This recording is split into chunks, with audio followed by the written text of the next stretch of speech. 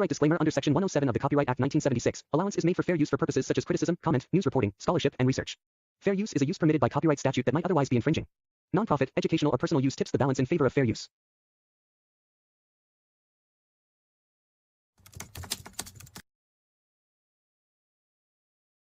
We are religiously diverse. We got guys and nerds. We got Nation of Islam. We got Nawapians. We got the Black Socialists. We got the Hebrews.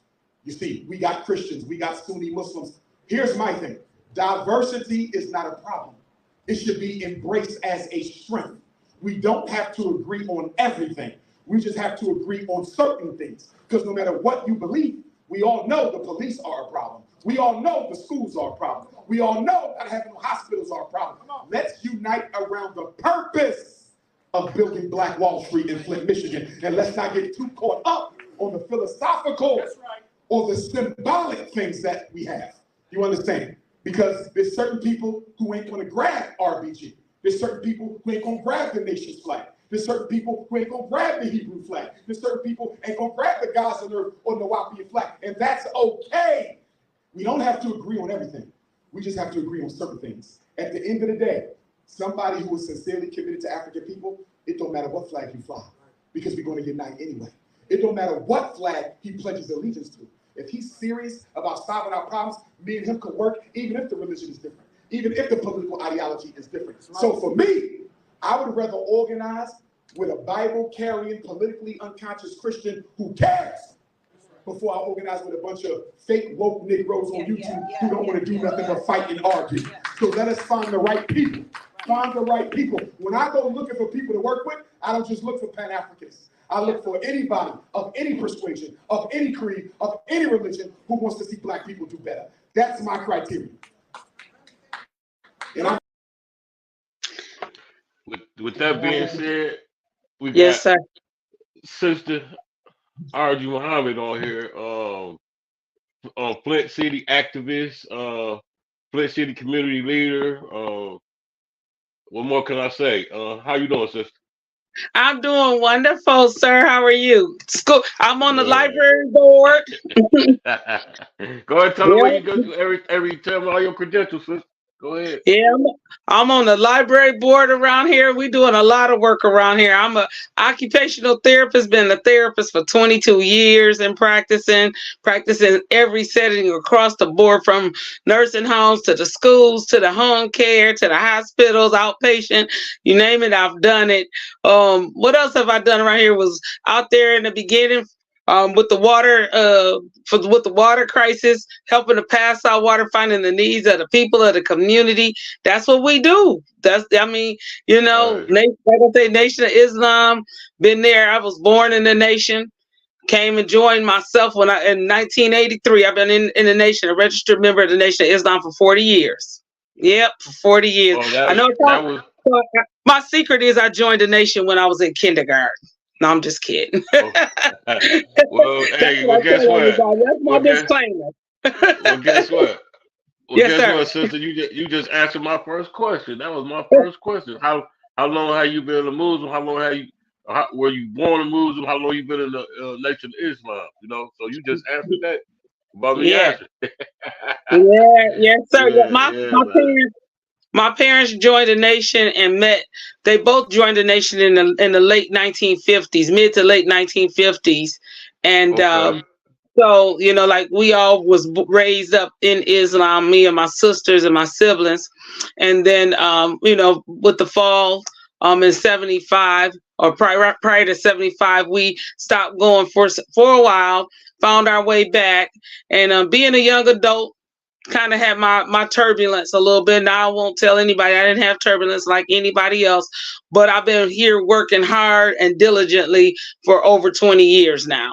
So, I mean, and it's been that I was in here, but you know how, like I say, I'm being honest, I had some turbulence, but for 20 years, it's been consistent hard work and everything, and staying dedicated to the cause. So, yep. Yeah. Oh, so okay, so that's a way of life for you then, sister. You know what yes, I mean? That's a way of life. Okay. Yes, sir. Yes, sir. Okay, so a lot of people's stories not like that, but that's genuine right there. Yes, sir. Okay, we just gonna get into the interview. Do hey sister, I don't like I told you before. I had a few um Nation Islam brothers that I used to rock with when I was inside. But Mm-hmm. do you do you study out of out of the Holy Quran? How does it go?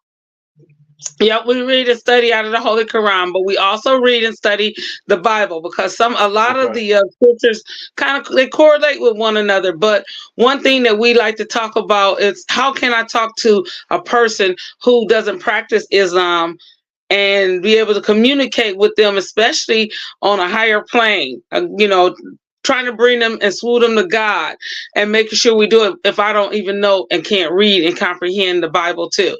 We also read, comprehend some on the Torah. I don't read the Torah as much, but more of our people are really Christians. So we read and study the Holy Bible, the Bible, and the Holy Quran. Yes, sir. It's okay, and a lot of people okay, question that because they say, "Well, you're a Muslim," but a lot of people don't know that there's groups of Christians that study the Holy Quran. One being the Masons and the Eastern Stars. They also right, read the right. Quran. Hey, Hmm. hey, sister, Yes, sir. do the Muslims believe in Jesus Christ? Yes, we do. We Okay, believe in Jesus Christ. That's the only prophet that most Muslims believe, or the Muslims believe actually is coming back. Because if you read it in the Bible, you read it in the Quran, you see the correlation Jesus say about he's coming back. But the thing is that some of us believe it was actually Jesus of 2,000 years ago. But Jesus say it's somebody that's coming that's going to be greater. The light going to be bright. When he comes. Jesus is definitely one that we do believe in. We definitely believe in Jesus. Yes. okay, Hmm. okay. Cause I was told, like I said, I had like a little light experience with. I was told there was like the rift between Muslim and Christianity is that I don't know if I got it right or I might have it the opposite that Muslims believe that God was I mean that Jesus was a man or the Christians believe that he was a prophet or I don't know, sister. So that's why I'm Right. asking questions. That's why I'm asking questions. I don't, what I'm saying. Well, you Yes. won't, hey, you don't close mouth, don't get fed. You get what I'm saying? So, Right. so Exactly. Jesus yeah, was a Jesus definitely was a prophet, but he definitely was a type of a prophet that was a seal of the prophets to the Jews. So, okay, and most Jews don't believe in Jesus. They don't. They right, just right, don't. But yes, he definitely was, and it was something that you said it out that was very key in there. A lot of people, I don't know if we believe in Jesus a different way, but when I start to sitting down and actually talking to Christians and dialoguing with them, they don't believe that Jesus is really the supreme being. He's next to the supreme being, God. Jesus okay, is the door to get to God. And we get clear on that. It says it and states it in the Bible. But many of the Christians, once I started talking, because I wanted to know, where was they line of belief? Not for challenge, not for to say, hey, you're not right with it. Because who to say? I'm still studying. That's why I send people to that man right there, the Honorable Minister Louis Farrakhan, because he guides us and tell us and talk to us and help us to understand things that's not always as clear for us to understand. So yeah, but I asked them because I didn't know, and then we dialogue. We can talk about it in the Bible. I think in the Bible it says something that if you to some extent, I don't want to put it in. I'll put it in my own words and my understanding. If you're not right, careful, the works that you see Jesus doing, the things that you see Jesus doing, if you're not careful, you will mistake him for the supreme being, for God. And I think okay, somewhere in there it says something similar to that. Not my exact words. I don't want to mess that up. I'm okay, I'm not the scholar, so I want people to okay, know that. But Jesus does say, if you find yourself maybe worshiping him because you okay, thinking because you seeing him resembling his Father God. His right, all of his works resemble who? God himself. So right. when you're looking at God, you're looking at Jesus. When you're looking at Jesus, The, you're looking at God because he's a reflection of God, direct reflection. right, Yeah. exactly. Reflect, exactly. Hey, sister, what, um, traditionally, what do Muslim women supposed to dress like? We cover up. We definitely Okay. cover up.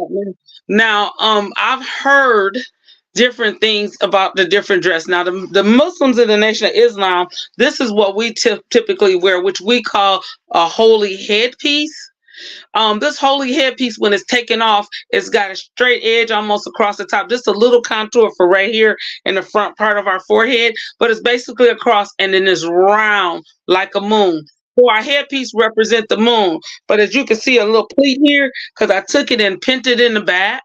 And when I pin it in the back, it represents the star. And as you know, our flag is what? The sun, the moon, and the star. So when we wear this on our head, we call it a holy headpiece. But we also, as women, are permitted, like I work in healthcare, we permitted to wear a drape scarf where we kind of drape it and it's pinned close to the front because we're trying to cover our hair up as much as possible. But we also are permitted to wear tams. So a lot of times I'm in scrubs, working in a nursing home.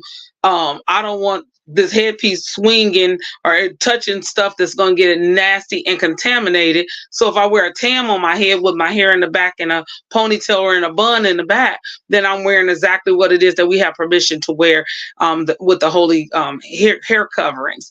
We wear our garments, we wear our tops covering our backside, pretty much going close to the knee. We wear pants that's long. We don't wear capris. We don't wear shorts. Of course, we don't wear the short skirts. We don't wear the sleeve. Our sleeves should cover at least our elbows. So we dress covered up pretty much. All the time is what we really should be doing. We're out in the back. We don't wear blue jeans. A lot of people think, okay, they wear jeans. No, if we're doing some hard manual labor, like in the garden or something like that in the yard, okay, it's permitted because that's hard manual labor. But for everyday attire, we don't wear blue jeans either. But many, we don't wear the jeans. It has to do with what it symbolizes. And a lot of us don't know. Oh, I know what it was. I was going to say when you were talking about the Bible and the Quran, a lot of times what it is, the reason why people think that we don't believe in Jesus is because we've been taught for so many years that the Muslims don't believe in Jesus. And that's a way of our oppressors keeping control of us and being able to have us fighting with one another because many of us don't know that we really believe the same thing pretty much, Exactly. I've been noticing that the last few years that you know what I'm saying? I've been noticing that. I ain't gonna lie to you, I've been noticing that. Sister, I was looking, I did a little research and so they refer to the Muslim women as Muslima, M-I, hold on, M-U-S-I, hold up, I'm sorry about that. M-U-S-L, Muslim, yeah, right there. Is that correct? Muslima, is that correct? Yeah, that's what they do. But in the Nation of Islam, we say MGT, GCC.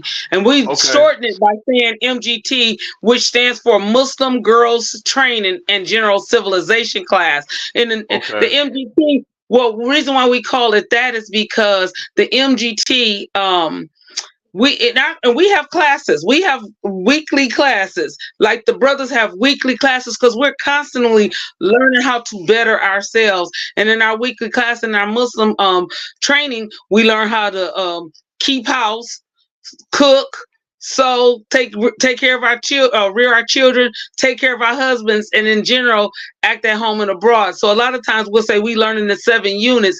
Those 7 units is what we make sure we're working toward perfecting those units. Some of us do a little better in areas that other ones don't, but we're learning how to be I say work toward perfection. We're not perfect, but we're working toward that perfection. And anytime we find ourselves out of key, we try to work to get ourselves back in sync. We still, when you're living in a world where all you seeing or most of the things that you seeing, I would say probably 85% of the things that we're seeing is against God. When we're working in the area there, it's hard for anyone to be perfect in an imperfect world, and it just ain't seen, but we strive hard to be that. So in our classes we learn a lot of different things. We learn how to do all of those things that I named, the cooking and the sewing and the take care of children. We had a class once, I'm just going to tell you this, and I say it real brief. We had a class once that was called How to Take Care of Your Husband. So I was like, well, I ain't going to class. I ain't got no husband, so I don't have to go to that class. Yes, ma'am, you do, because we don't understand the direct connection between the women. We are a direct connection with God, and we are a part of that connection that a man needs when he's a husband. You can't, I'm gonna tell you right now, the only perfect marriages is those two who are in sync and working, striving hard to be in sync with God. If you're not striving hard to be in oneness with God, you're gonna have some turmoil, you're gonna have some friction, you're gonna have a lot more turmoil and friction. We taught marriages as half of your faith. Because if you can make it through marriages with the differences, you growed up in different households, but you learning how to blend into being one, how can we as a community talk about being one when we ain't trying to be in oneness in our own households? We can't. If anybody talk about trying to be in oneness in the community and ain't striving to be in oneness in their own household, I don't know where they got that from. That can't even be possible. That's not even humanly possible. And it's an understanding that takes time. It takes time. It doesn't happen overnight. It just doesn't. And it's trial and error. You figure it out as you go along, and you start to learning, and you start to reading and studying. It's a beautiful experience. I'll tell anybody that. Because being one, like I say, I have my turbulence, and that's what I'll call it, because it was a time where I never stopped believing, but I wasn't active. That's the turbulence that I'm talking about. So it was things that I was doing that may not have been in alignment. However, striving to be more in alignment, doors open up, opportunities open up, just the mind itself gets clear. It's a beautiful experience. It really is. Yep.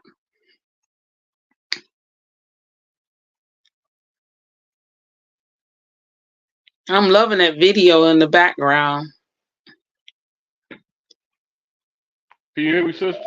I can hear you now. I don't know. Yep. I don't know what happened, sister. Hold on. Let me get this back together. Hold on. Okay. I don't know what happened. It went haywire. Yep, I understand. Okay. I don't know what happens when you get to talk about something good, sister. You see what I'm talking about? Right. You get to talk about something good. You know what I'm saying? Yeah. So with substance, not mess. Mm-hmm. Yeah. Can I add to that? Go ahead. Go ahead. So the Honorable Elijah Muhammad taught us that 75% of his teaching and his work is with the women. It's with the women. And a lot of times we don't understand that. We think it's because the women is so bad. Ooh, it got to take 75% of his time to get us straight. No. And I'm going to say this is something that as time goes along, I start to understand it more and more. We are the first teachers and nurturers of our children. So if we start to working and teaching and nurturing the children before we get pregnant, because your mindset got to be right when you conceiving. So during the time while you're carrying the baby, being in peace and in harmony, making sure that the baby comes here being in peace and harmony, because you got the ability to have a crying, whining baby, or a baby that's going to be peaceful and gentle. It depends on how you're carrying it and what you're doing during that pregnancy. And then not only just that, and I just say this, I'm going to say this is a plug for y'all young men out there. Don't play with the women's hearts. Don't play around on them, because if the Honorable Elijah Muhammad get the women straight, you won't even get that chance. I'm just going to say it. That's why 75%, just think about it. If a woman didn't freely give herself, a man couldn't play between 2 or 3 different women. They would have to be committed. They can't. We don't have bigotry here in the United States. You can't be married to more than one legally. You can't be. So if you had to, if she say you know how that old saying, you probably done heard it, either said to you or said to, you can't get the milk without buying the cow. That's right. But if the women actually took that into heart and really did that, it wouldn't be any infidelity. It wouldn't be any of that other stuff. We would learn how to master and control our urges and we would learn how to do all of that. So that 75% of the teachings being for the woman, just think, if your lady don't cook right, and she cooks some spoiled food, everybody in the house getting sick. Right. She has the ability in that kitchen to make that kitchen be a medicine cabinet meaning it's providing good health, or she can make it be the bad medicine cabinet and kill everybody in the house. She Right, has that exactly. that falls in that 75% of the teachings that we give to the women. It's so important. And then making sure, one thing we have to do is learn how to mate. So if we got children that the woman, she don't have to be, I mean, nowadays, I'm just gonna say it in our modern day, because a lot of times we have children and it's not because, and we're not in wedlock. But even in wedlock, if the mama mad at the daddy, them babies gonna feel that energy. They might end up being mad at daddy too, because mama mad. It ain't because daddy did anything to the children, but because Right. mama not happy. So if the mama could keep her mind to where she could keep her children happy, she can keep her children happy and loving on their father because of the love that she will have also for him. But she Okay. gonna love a man. She gonna love a man that love God. If you ain't loving God, because that's who she gravitating toward, and she gonna see the God in you. So, Okay. all right, that's all I gotta Okay. say on that. I'm sorry. Hey, Yep. hey, yo, you Yeah. good? Hey, sister, let me. I want to play one of my favorite clips from the minister right quick. Hold on. Okay. Sure. We all not gonna be together. This ain't no damn unity party with punks. This ain't no unity party with people who don't want the true liberation of black people. This ain't no unity party with betrayers and snitchers and hypocrites and weak-minded, weak-blooded, spineless black people. This ain't that kind of party. So you take your raggedy ass on home. But those who want liberation,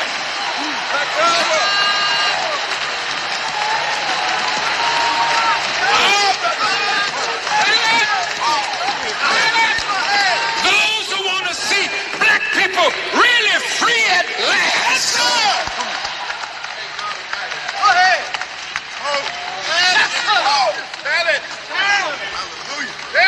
You walk away from these punctified Negroes. Yeah, I love what the minister when he go in. I love his teachers, man. Hey, you know what, sister? I'm gonna skip Yes. ahead right quick. I was reading. Okay, when I had looked the minister up, because I wanted to do my research.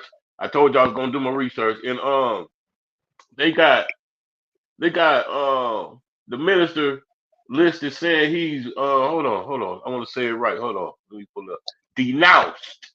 Okay, the word denounce means wrong or evil. How could you even say that man is wrong or evil, man? You know what I mean? He to me, Yeah. everything I say, he's a righteous man. Why would you even put that tag on him? When you Google him, it says he's been denounced. So now I'm like, what is denounce? So I look up denounce, and denounce means wrong or evil, man. That's what I be saying. How they pit us against each other. You know what I mean? Yes.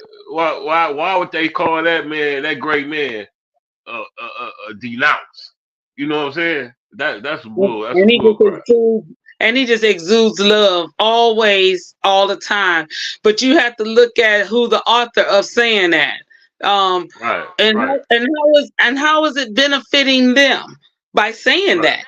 When you start to thinking, if I don't like you, it's easier for me to say something bad about you to get other people not to like you too. Why would I tell them that you're a great person, that you just want to pass $100 to everybody in the community? Because now I want to make sure people say, that man is bad. I got people who tell me often, well, don't he do this? Don't he do that? I said, where did you hear that from?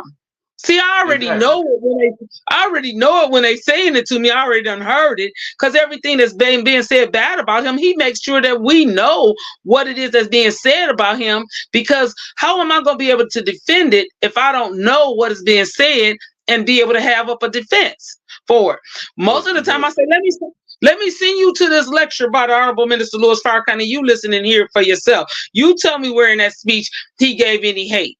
They can't point it out.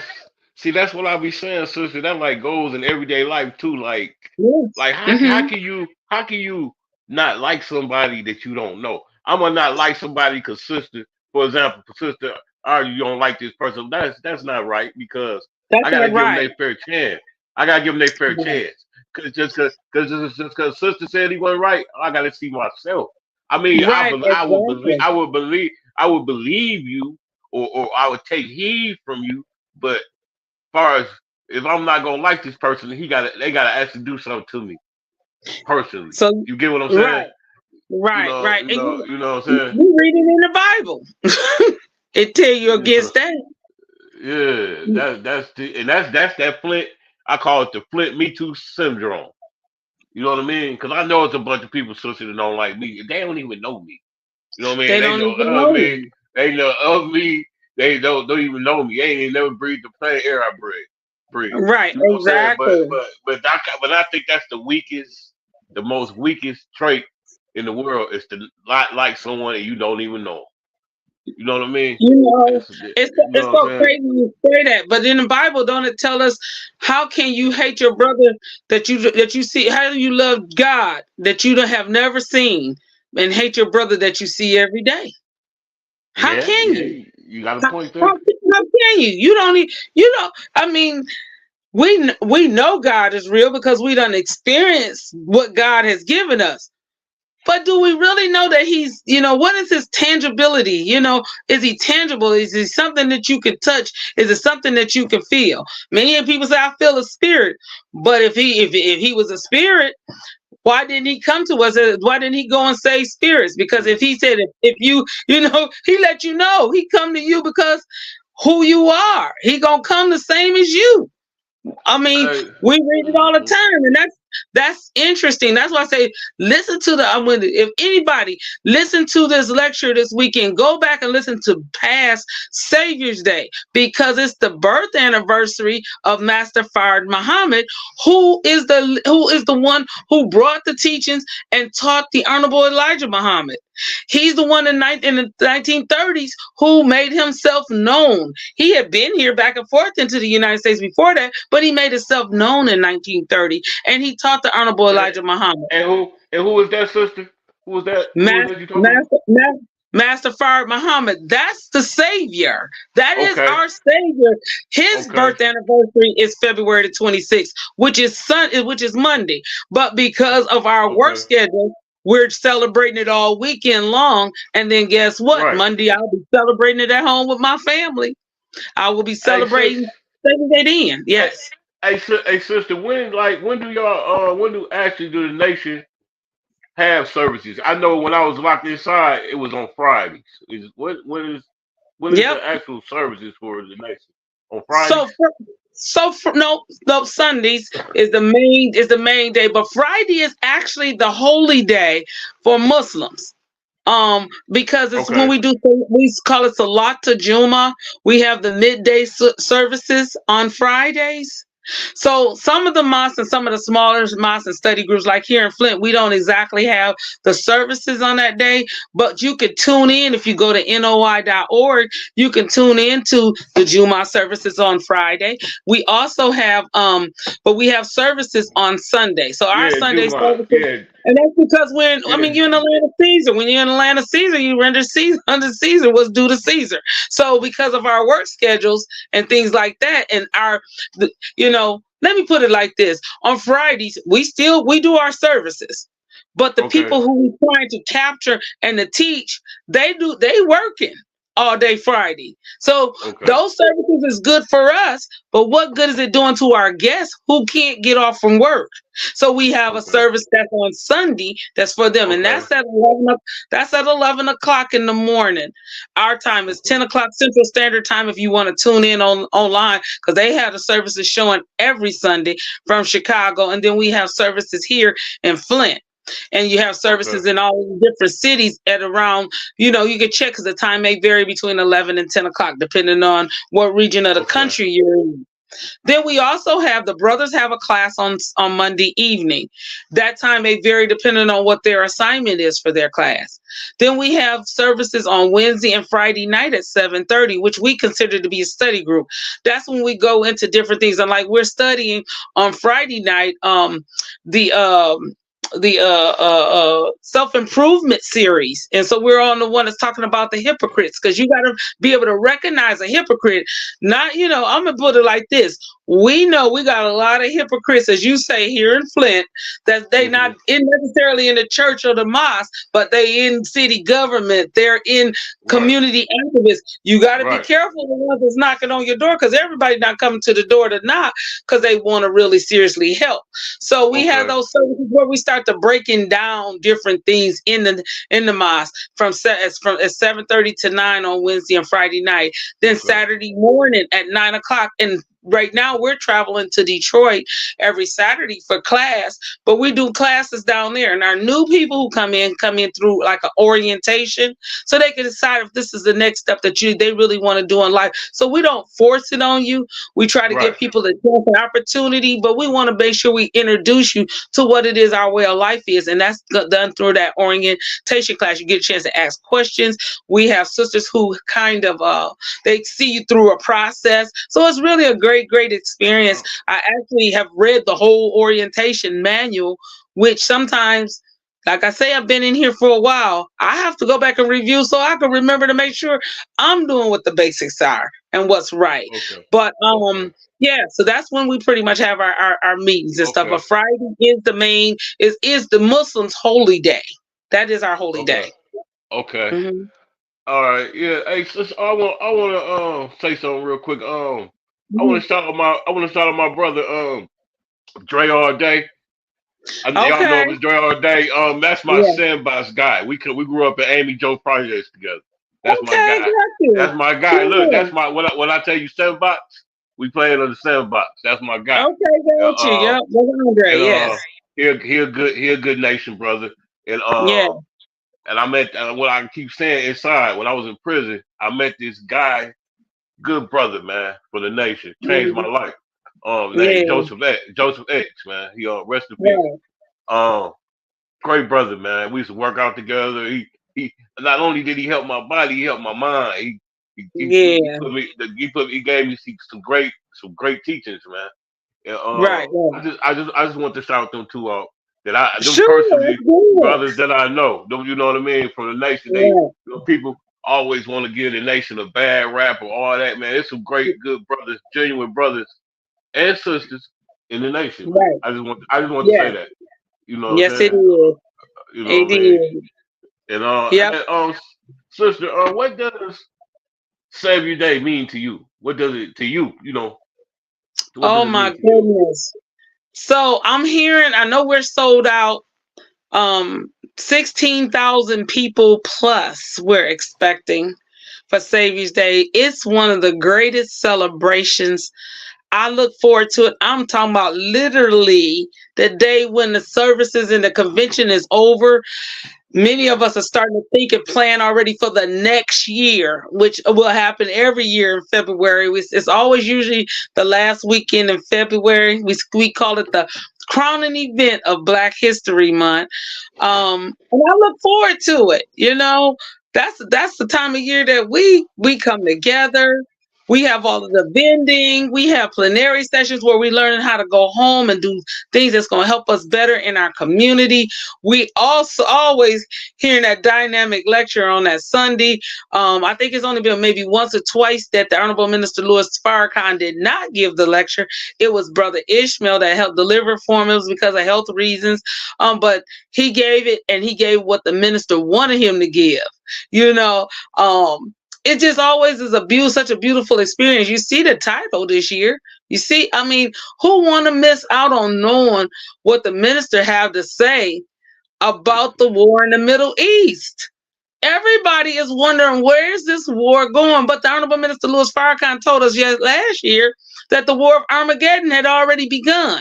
He didn't say it was about to begin. He said it has begun, meaning that we're already in the midst of the war of Armageddon. But some of us are so desensitized, we don't know what it looked like. I sat there and I heard Brother Student Minister Troy from Detroit. I went to services in Detroit last Sunday, and he was giving his lecture on Jesus. He said, if you read the Bible, 25% of what they talk about Jesus is actually historical.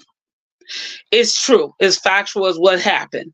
But 75% of it is allegorical, meaning that it has a prophecy, it has a prophetic meaning, it has some other kind of meaning that's into it. Like what do we call it? You said it has some kind of a meaning. It has just a meaning. It's like a metaphor or something we call it. But anyhow, really, and actually we're taught that's the truth. That's what's in the Bible. But most of us are taught that 75% of the Bible is historical and only 25% of it is prophecy.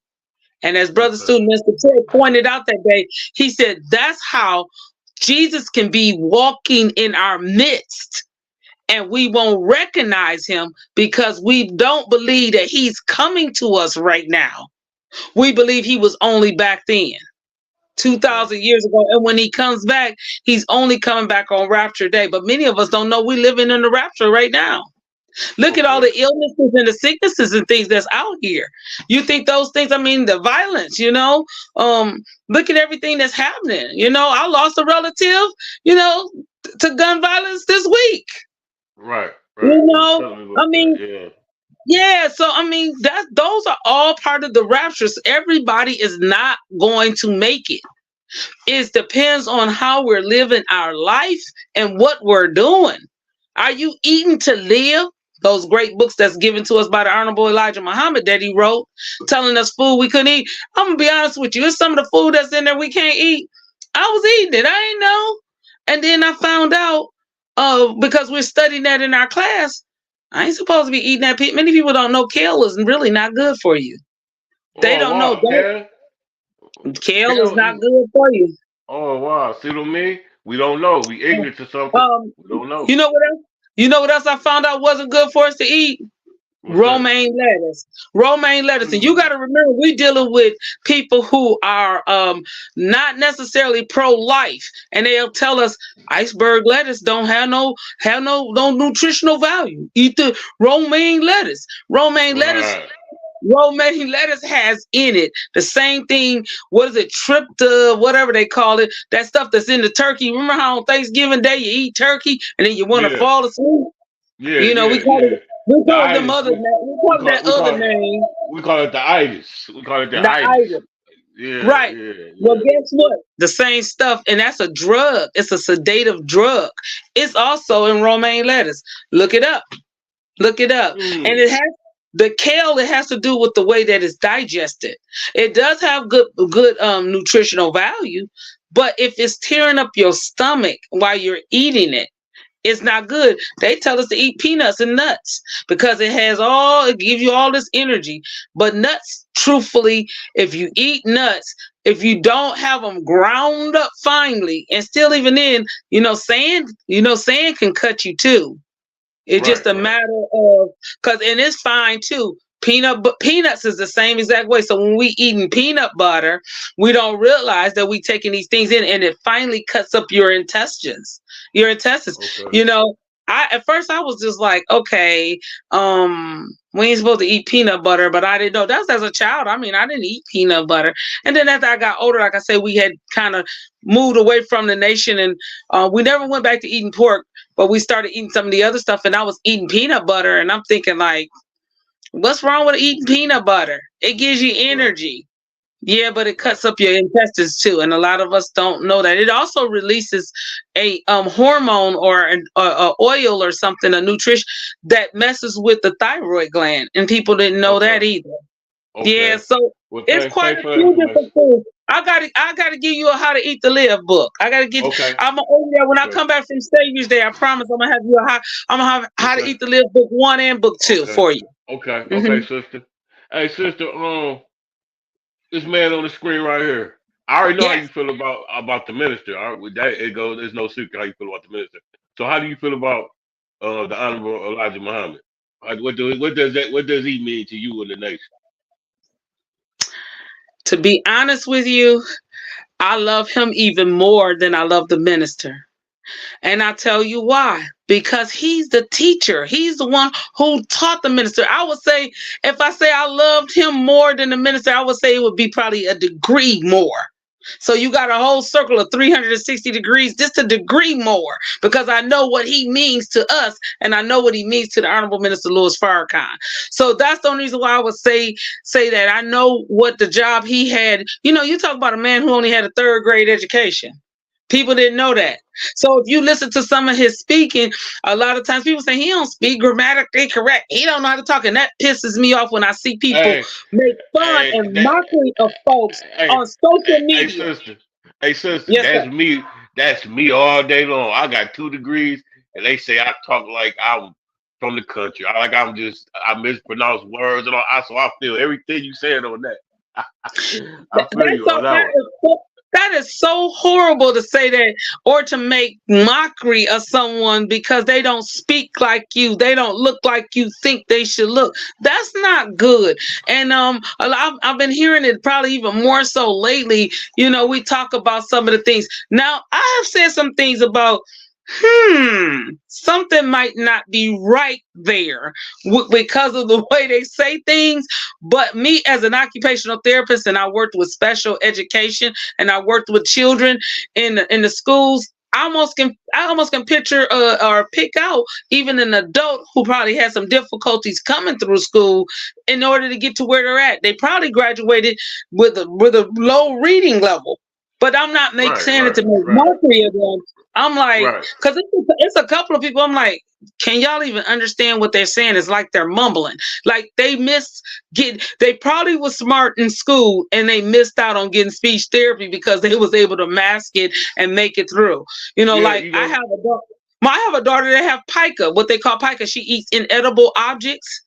Things like she chewed on erasers and stuff like that. And she was doing that in like kindergarten. And I told them I had a concern for her chewing her hair. They said, well, she's passing classes. A lot of people have a speech impediment. You know what I mean? Yeah. That can be it too. So, like you say, that ain't cool making fun of how somebody sounds. You know what I mean? But I'm gonna throw a wrench in it on that. I'm gonna throw one in here on you on that. We probably can't having a difficult time speaking the language because it ain't our native language. Yeah, hey, you got a point there. Hey, I'm just saying. We speak in a language that they consider to be a bastard language because it's made up of so many different languages. And then so many words you could pronounce different ways, and the same spelling for the same word, they mean different things. They totally different, you know, like desert, and dessert. Like really. We got like 15 minutes left. So I want to. Okay, go ahead. I'm gonna let you ask some questions. Give me one. I want to speed. No, we finna switch. Nah, we finna talk about. We finna talk about a little of this Flint politics a little bit. Cause I want you to run for city council. That's another story though. I just put it out there. I just put it out there. So I just put it out there. Sir. Okay, we're gonna talk a little Flint politics. You tell me, don't no holds barred. Give me your true feelings about our current city council. But listen, I want to do it collectively, right? So. Lord, I need Charles Griffin to come save I'm gonna say a name, and you got to tell me. Don't you know what I'm saying? In a few words, we ain't gonna draw it out long. Just give me Charles Griffin. I need you to save me. No, he can't. He can't save you today. Okay. Eric Mays. Now you know I'm down with Eric Mays all day long. I love me some Councilman Eric Mays all day long. My heart goes out to him. I love him. Mm-hmm. Yeah, well, hurry back, E-Mays. We miss you, brother. We miss you. Yeah. Dennis Pfeiffer. I like Dennis Pfeiffer. I think he holds back a lot. I think he's sitting in reservation a lot of times, not knowing exactly how to say things or wanting to make sure that he's politically correct. I'll put it like that. But he's found his way of comfortability, and I think he'll be okay. Mm-hmm. You hear me? I'm here. Who you okay. say? I didn't say nothing yet. I was piggybacking off what you just said. Yeah. I like Dennis too. He all right, but I ain't gonna lie to you. I only like the last 6 months, Dennis. Yes. You know, I'm gonna keep it 100. Hey, look, Yeah. you know, I'm gonna keep it 100. I only like the 6 month Dennis. That's what I like. You know what I'm what saying? was my classic? I'm just gonna say it, and you're gonna probably say, "Oh Lord." You know what? I love this. I have love for all of them, and I hope and pray they do better. They could do better. But you know what was classic with me with Dennis Pfeiffer? What's that? I just have to say it. Was he said, "I just want to play something for you," and he played that video of Janky. I was like, I am done. I was on the floor. That was enough for me, and I'll just leave it like that. He played the Janky video. Okay. Candace Mouchette. You know, I like Candace. I'm disappointed in her decisions and the way she's handling some things. I asked her from the very beginning, Candace, we're going to look for you to do the right thing. The right thing don't mean it's just because what I want you to do, but do the right thing. Treat people honestly and fairly. I hope and pray that she learned a lesson from weaponizing the police on Arnett and to come up on Miss Jean-Marie Armour, and it ended up could have been potentially really bad with Mr. R.L. Mitchell. I'm hoping and praying that she learned a valuable lesson from that and never do that again. I like Candace, especially as a person. I do. I like her. Yeah, but I'm disappointed. I'm disappointed in how she's going. Okay. Quincy Murphy. Now Quincy, I like Quincy. He could do a whole lot better. I say it like that because, see, Quincy, I knew Quincy before coming to the council. So I remember the days when Flint City wasn't getting out plowing the streets when we were still under emergency management, and I saw Quincy Murphy out there with his snowblower blowing the street corners, making sure people over there by Wesley and stuff wasn't getting stuck in the snow. I saw that. I was in community programs and community engagement and saw Quincy at those programs and those engagements. So that kind of stuff ain't new for Quincy. Quincy has been doing that for a while. However, I'm disappointed in some of the things, like he let us know he was the 5th vote. Let us know he was going to get that 5th vote. That's why he was there, even though he was sick. Those kind of statements make me say, Quincy, you might really need to reconsider and think about what you're saying. I think he want to do better. I really do believe he want to do better, but I'm gonna say he got to do better. I'm gonna say this about Quincy. I think it is some good in him. He just he's running with the wrong.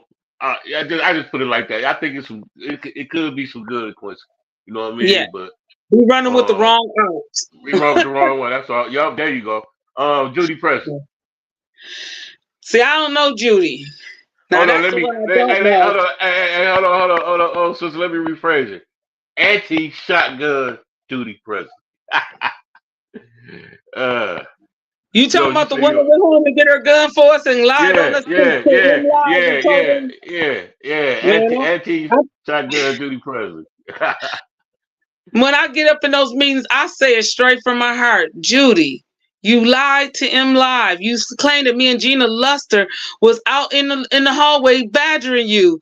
It was clear on Gina's video from the garage where she was parked that she heard you, Liddell Lewis, and I want to say it was Allie Holdenroker coming out of the county building from the meeting. She heard you and decided she was going to videotape you. I'm on the videotape pulling into the parking garage. I don't know how I pulled myself from my car coming off the highway, driving from Ohio, where I was working down there, to being inside the building and cursing and badgering you all coming out the building. Even Allie Holdenroker said, that's not the truth. I saw Sister Muhammad pulling in the driveway in the parking ramp when we were getting in our car about to pull out. And then to go home and get her weapon to come back for us. I'm very disappointed in her, but I'm not surprised though, because remember when they was running and she was running over there, she did not make any public appearances before the primary. She already knew she had her votes locked. Okay, but when you went in front of her house, she had a MAGA sign out in front. Like, Come on, what makes you think she was gonna wake up from having a MAGA sign in front of her house to doing something else? She didn't even hide her prejudice. And then to tell the council, well, I once dated a colored man. Huh? We didn't use Color. colored That's how you people. know. Hey, you know she prejudice saying, colored. Come on, man. We Who ain't says color? use the word right. We ain't used that in 50-some years, Judy. Who So use you color? you definitely not aware of Flint.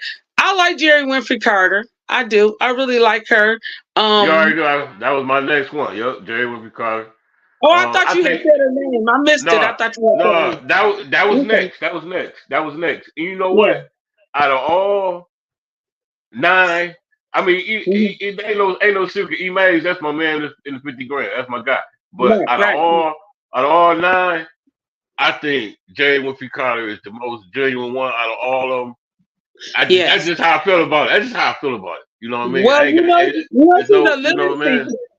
mean? She teach literacy. So a lot of things that she can read and understand and comprehend. A lot of them things that I Listen, can honestly say, more than 50% of the council cannot read and hey, comprehend. listen, Degrees and all. listen. That's my girl. Look, Jerry done called me a lot of times, told me to tell me to write, to chill out. You know what I mean? Yeah. And I Yeah. listen to, Yeah. and I listen to her too, just like you do. Yeah. You know what I mean? Yeah. Y'all too. I listen to y'all too. Everybody else, Alpha. You know what I Yep. mean? Yep. Right. How you feel about Tiny Bird? I like Tanya Burns. I want her to Okay. settle down, and she got to stay on this side of the fence. I love Okay. her though. We don't Okay. hide it. We don't hide if we have a disagreement. But we know how to talk to each other civilly and come to either we agree or we agree to disagree. Right. But for the most part, Tanya is good, and I pray that she's able to stay in her seat and hold on to her seat. Okay. Yeah, Okay. Yeah, I don't really don't have no problem with Miss Tanya Burns. Tanya. She all right. She all right. Tanya, she in the Right. community for sure. That's what I Yeah. like about her. She in the community. Yeah, she is in the community, She in the definitely. field. Hey, she in the Yeah. field. You know what I Right. mean? Okay, let's Right. get to the good part. Eva worthiness. Come on, sister. That girl, I'm just gonna say this about Eva. She might should think about a different profession, not only just resigning from the city council, but I've been saying it for about 6 years. She couldn't teach my child, and I'm very quick. See, I'm a very involved parent, so I went That's to the school. horrible. I have actually been at a school and told them, "You need to move my son out this teacher's class right now. I don't like her." They said, That's "Well, you don't horrible. like her," and I have said that. My thing is Eva's teaching our children, but she's referring to black folks on the north side as ghetto and all of that. That's How fine. you refer to the black people as being ghetto? And then you getting co-signed by folks, and we ain't gonna go there till you get to the next person. But Okay. Let's Eva go. needs to stop, and she like to travel downstairs. She stay on her phone. I'm just gonna tell you, and I'm gonna be honest. Someone told me, and I won't say who it is on this air, but somebody told Okay. me. Even when she voted and when she first got on there, she didn't know how to vote. She wasn't listening and comprehending. They will be texting her and telling her how to vote. Wow, that's deep right there. You already know I'm When gonna hit you when with it. they told me that, I said, and they still texting her and telling her how to vote. And she had We to vote. got She don't pay attention. all right. Hey, sis, make this one kind of brief because we only got like 5-7 minutes left.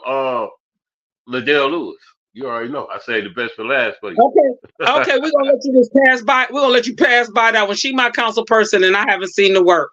That's all I'm gonna say. I haven't seen the work here in the community. That's it. I'll That's put it. it like this. I like Liddell, and that's why I ran a clean campaign when I ran against her, because I don't believe in, I don't care if I was wording against Eva, or let's say Judy Priestley, knowing she brought a gun for me, I would still run a clean campaign. That's not me. But however, she hasn't always been clean with me, and she has told some stories and some lies on me, but I still strive hard because of my respect for myself is to hold Okay. a respect for her. And that's all I'll say on that one. Okay. What you think about Davina down there? You think she doing her job? What you think I about, love her? Davina. Davina, I'm going to say to you, sweetheart, because I like you. Get it together, boo. Get it together. Davina, go along to get along, and it's going to cost her her job. If we get a whole new council and we get these recalls going through and we get more people in there, Davina may possibly lose her job. Davina has held up a lot of process. And I'm going to tell you one thing. I'm going to tell you that she did wrong, that she was out of order and she was not in compliance with the law nor the charter. When they had to get 6 votes, which was the 2/3 votes, she allowed them to pass something with 5 votes and ratify them. She won't come in and swear in the ombudsperson. Why won't you swear them in? Come on, sister, we need you to swear in the ombudsperson. Davina, you got to do better. We look for you to do better. You're supposed to serve the citizens of Flint, not just the 9 people on the council. Okay. I thank you, sister, for that. I need you to look into the camera because we're running short on time. I need you to look into the camera and tell the world who Sister Audrey actually is. Give me your closing statements and tell the world who you is. I'm dependable, reliable. If I tell you I'm going to do something, you can be guaranteed that I'm going to be there. I'm going to get it done. I love the people. It ain't about me. It's about the people. I said that when I ran for council before. I'll say that when I'm out in the streets giving. It ain't about me. It's about what the people want. We collectively as a whole have to come together, unite, and to be able to take care of ourselves. We talk about we want to build a Black Wall Street. You ain't going to build no Black Wall Street if you out here doing all this stuff and making it be about I, and me. It's got to be about you, we, and I'm talking about in the plural sense with the you. So we got to make sure we take care of our people. I'm a servant to the people. I love going out and helping and to serve the community. That's me. Okay. Sister, I hope you enjoy the rest of your Savior weekend, everything you got coming up, and thank you for coming on to my platform, man. Thank you for blessing my platform. No problem. I want to highlight my last Sunday in Black History Month with a great, inspiring person from my hometown, and that was you. You know what I'm saying? And I'm gonna bring you back next month for part 2 because we doing the next month is Women's Month. A lot of people don't know that. Yeah. It's Women's Month. Yeah. So we gonna, you know what I'm saying? And I need you. Well, I want you to enjoy yourself. Okay. And everything. And like I said, I'm behind you 100%. Whatever you want to do, I'm behind you 100%. And like I said, it's a great.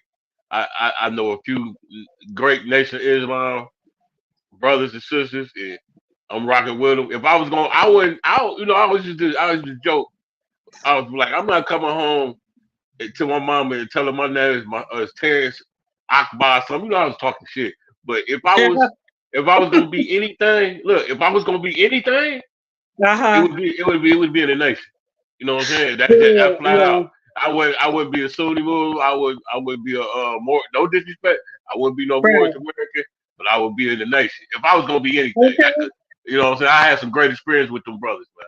And, right.